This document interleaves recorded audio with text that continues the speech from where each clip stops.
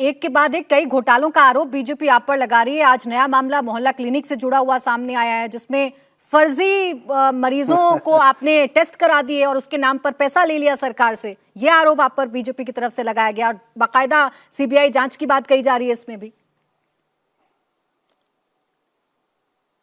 देखिए, कौन अफसर हैं वो? डीजीएचएस हैं, हेल्थ सेक्रेटरी हैं। उनको किसने लगाया? अरविंद केजरीवाल ने लगाया? नहीं। उनको सौरभ भारद्वाज ने लगाया? नहीं। ये एलजी द्वारा चुने गए अफसर हैं, केंद्र सरकार द्वारा चुने गए अफसर हैं। हमने तो कई बार शिकायत की है इन अफसरों की कि भाई ये अफसर ठीक नहीं है, इनको हटा दीजिए।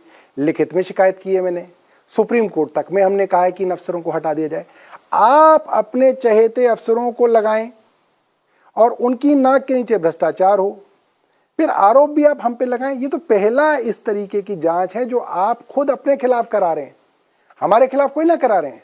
हमने कोई ना फैसले ले रखे हैं, वो आपके चहेते अफसरों ने वो फैसले रख रखे। फाइलें आपके पास हैं, आपको मालूम है, कराइए। और ये कौन सा भ्रष्टाचार है जिसके अंदर आप कहते हैं कि पूरी दिल्ली के अंदर नकली दवाइयां चली गई, मगर आपने एक अफसर को जो है सस्पेंड नहीं किया। आज आप कह रहे हैं कि करोड़ों का घोटाला हो गया, आपने एक अफसर को सस्पेंड नहीं किया। क्यों नहीं कर रहे आप अफसर को सस्पेंड? करिए, डालिए उनको जेल में। क्यों डर रहे हैं आप? क्योंकि वो आपके लगाए हुए, आपके चहेते अफसर हैं। आप खूब जांच कराइए, हमें क्या इस बात का डर है? करते रहिए जांच। सौरभ भारद्वाज जी, जितने भी मंत्री आपके इस वक्त जेल में हैं, संजय सिंह से लेकर मनीष सिसोदिया, सत्येंद्र जैन से लेकर, ये तमाम लोग अभी जेल के अंदर हैं, कोर्ट से राहत नहीं मिल पा रही है। सवाल ये पूछे जा रहे हैं कि जब इतने आप लोग ईमानदार हैं और कोई सबूत ईडी सीबीआई को नहीं मिल पा रहे आप लोगों के खिलाफ, तो आप कोर्ट में क्यों नहीं प्रूफ कर पा रहे? राहत क्यों नहीं मिलती आप लोगों को? क्योंकि ये जो कानून है पीएमएलए का, prevention of money laundering act, ये राजनेताओं के लिए नहीं बनाया गया था।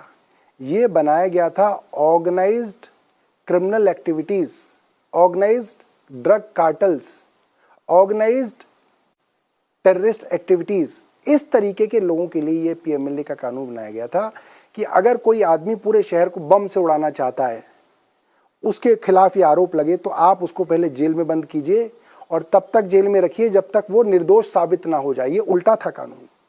ये इसलिए नहीं था कि आप एक मंत्री को किसी आरोप के अंदर जेल में बंद कर दीजिए और तब तक जेल में रखिए जब तक वो निर्दोष साबित ना हो जाए। कानून ये होता है कि आप जेल में तब तक नहीं रख सकते जब तक दोषी ना हो जाए, आपको बेल देनी पड़ेगी। मगर इस कानून के अंदर वो प्रोविजंस नहीं है बेल के, इस कारण इसके अंदर जो है बेल नहीं होती है। ये बात सब लोग समझ रहे हैं, मगर भारतीय जनता पार्टी इन कानूनों का दुरुपयोग कर रही है। फिलहाल तो भारतीय जनता पार्टी के पास सत्ता है, वो जैसा कानून बनाना चाहें बना सकते हैं, जितना मजबूत करना चाहें उस कानून को मजबूत कर सकते हैं। तो इसलिए उनकी चल रही है, इसलिए हमारे लोगों को बेल नहीं मिल रही है। मगर अदालत भी कह रही है, अपने खुद अदालत अपने उस कोर्ट के निर्णय के अंदर लिखती है, जो सुप्रीम कोर्ट के जज साहब ने लिखा है कि ये मामला जो है इसके अंदर कोई सबूत सामने नहीं रख पाई है सीबीआई। कोर्ट में कहा जज साहब ने कि ये मामला आपका ट्रायल में 2 मिनट नहीं टिकेगा। पर क्या कर सकते हैं, कानून ऐसा बना हुआ है। एक पैटर्न नजर आ रहा है इंडिया अलायंस में शामिल तमाम नेताओं का। आप लोग कहते हैं कि विपक्ष को टारगेट किया जा रहा है। झारखंड में हेमंत सोरेन है, बिहार में तेजस्वी यादव हैं, छत्तीसगढ़ में पूर्व मुख्यमंत्री भूपेश बघेल हैं। सब पर भ्रष्टाचार के आरोप हैं और सबसे ईडी सीबीआई पूछताछ करेगी। लेकिन जब पूछताछ की बारी आती है तो आप लोग बैक स्टेप कर जाते हैं, पूछताछ के लिए नहीं जाते। जब ईमानदार हैं, जब कुछ नहीं किया, तो पूछताछ से डरना क्यों? नहीं, ये जो बात आप कह रहे हैं, वो किस लेवल की पूछताछ करेंगे आप? हो तो चुकी पूछताछ, कितनी बार पूछताछ करेंगे आप? रोज बुला के रखेंगे? ऐसा कोई ना होता है। और वही ईडी सीबीआई जिसकी क्रेडिबिलिटी भारतीय जनता पार्टी इतना बढ़ा चढ़ा के पेश कर रही है।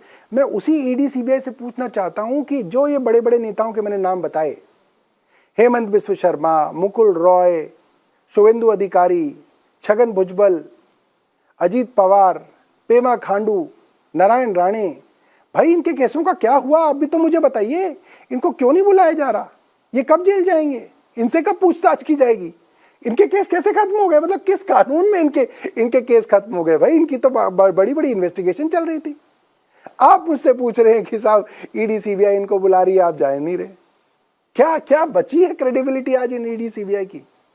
मजाक बन गया है ये लोग। सिर्फ एक आपके पास एक डंडा आ गया कानून का, आप उस डंडे से हर एक को हाँकना चाह रहे हैं, हर एक को जेल में डालना चाह रहे हैं। और आप कह रहे हैं अरे साहब आप जेल में नहीं जा रहे, आप डर क्यों रहे हैं जेल में जाने से? तो क्यों जाएं हम जेल के अंदर? नहीं जी, जेल में आप इसलिए जाइए ताकि हम आपको सर्टिफिकेट दे दें कि आपने सहयोग दिया। हमें नहीं चाहिए आपका सर्टिफिकेट, आप रख लीजिए अपना वो सर्टिफिकेट। छगन भुजबल को दे दो वो सर्टिफिकेट, हेमंत बिस्व शर्मा साहब को दे दो वो सर्टिफिकेट।